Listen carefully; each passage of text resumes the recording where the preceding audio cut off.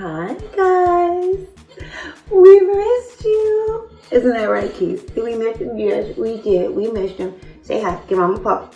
Yeah, we know, right? We missed you guys. It's another episode of Nurse B Says to me and Keanu. We're here to say hi. Say hi, Keith. Oh, they got him. Oh, yeah, they do. Say hi to the people. Oh, hi guys. Welcome back. And this week, we'll be talking about something very, very serious. We'll be talking about mental health when it comes to your surgery. It's very important to understand that this is not just about your body, it's about your mental health as well. So let's get to it. Okay, kids, we are back. Nurse B Says. And this week, we are going to be talking about something, like I said, very, very important. We're going to be discussing mental health. Isn't that right? Because it's important, isn't it, kids? It's important to have good mental health and to have some idea of where you stand mentally before you go into surgery.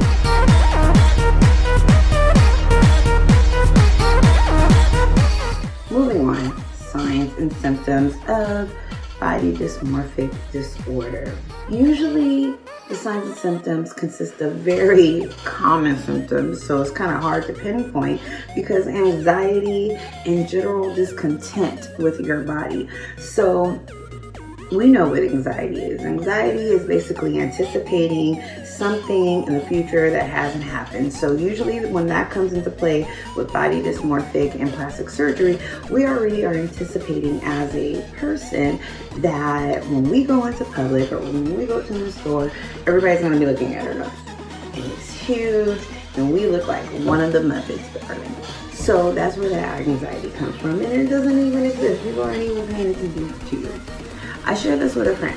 So along with general anxiety and general discontentment, which again, I believe all of us suffer from to some degree or not, when it starts to get dangerous or when it starts to get concerning is when it starts to affect your daily life and your quality of life.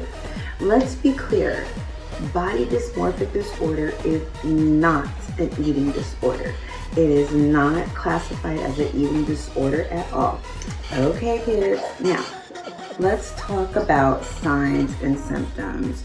Mr. Keanu Timothy, are you gonna be joining us to discuss something? It's so hard to have co-stars. It's a good thing for the nurses. Since we are talking about mental health this week, another thing I want to bring up is something that's very common, but a lot of people don't talk about it. Your doctor probably won't bring this up because it's going to affect his bottom line. But it's a common issue after surgery to have buyer's remorse. So most people know, you may not know, if you do, you know what buyer's remorse is. That's what Nurse B is here to talk about. Let's get into it. So, buyer's remorse. Let's talk about that a little deeper. Buyer's remorse is basically defined as a sense of regret after you purchase something. Now, this doesn't just come with plastic surgery. This also comes with buying a car, buying that new iPhone, maybe buying that ring. It could come with a levy of different things. So it's not just limited to plastic surgery. But in all honesty, having buyer's remorse after surgery is so impactful on who we are because, I mean, this is our body. We can't just walk away from this. We can't just return it. We can't just say, oh, never mind, I don't want this nose. Oh, never mind, I don't want this booty. Oh, never mind, I don't want these. You, child, not that you stuck with them, but baby, hunty, it's gonna be difficult. I'm just saying. So, be mindful that buyer's remorse is a real thing.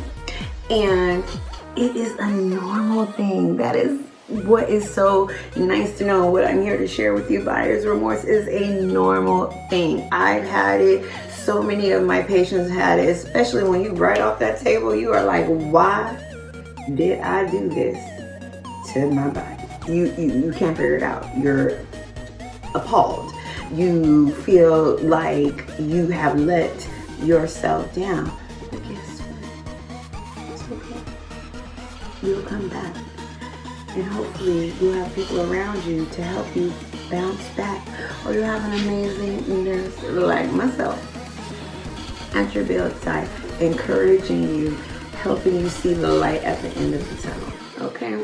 So buyer's remorse, basically, like I said, buyer's remorse, basically it's regretting the fact that you purchased something. In this instance, whether it's a booty, whether it's some thighs, whether it's a chin, whether it's, I don't know, it's your nose. Like, this is your thing, this is what you wanted to do, and now you're like, this ain't it.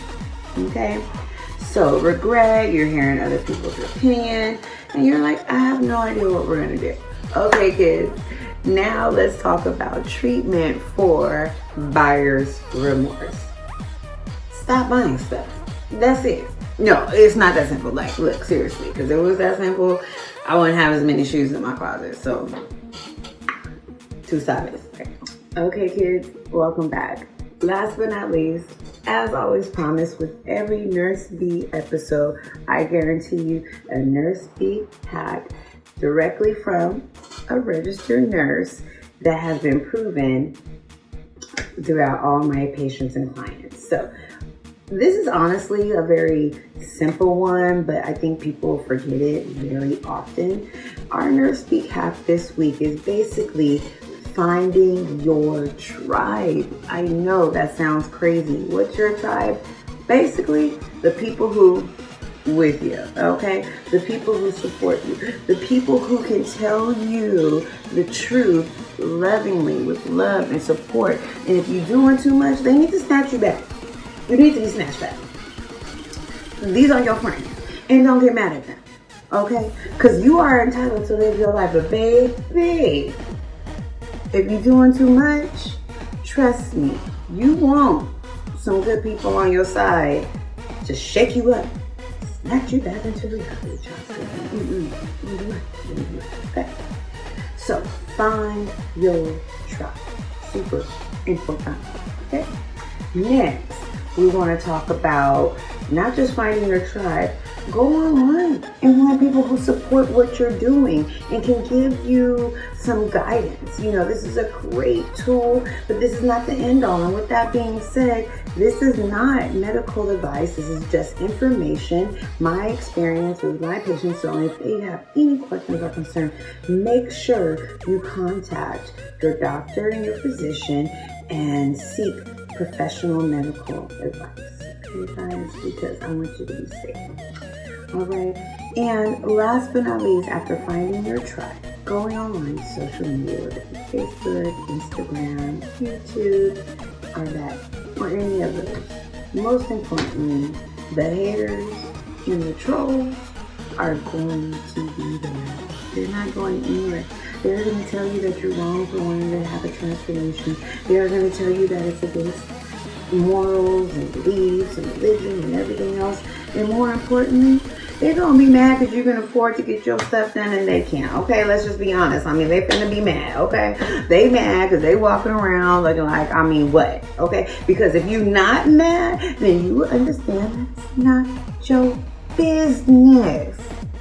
What somebody is doing with their body as long as they are safe and they're not hurting anybody else. Baby, it's not your business, okay? Mind your business. So, with that being said, let the haters hate, let the trolls troll, because that, darling, is what they do. Friends, it's been a pleasure this week. Me and Mr. Timothy are so glad to be back with you this week. Kings, did you like Mommy's purple this week? Yeah? Oh, okay. That's you. We want to say goodbye for this week, and we hope that you've enjoyed our little tips and information. Hey, Timothy, tell them what to do.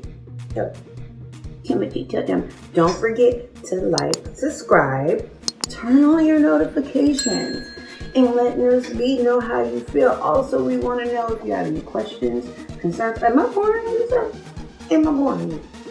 We want to know if you have any questions, concerns, something we're covering, not covering. We want to hear from you, so don't forget to email us, DM us, and we are going to be having our TikTok up soon. So me and you are going to be getting our thing on TikTok.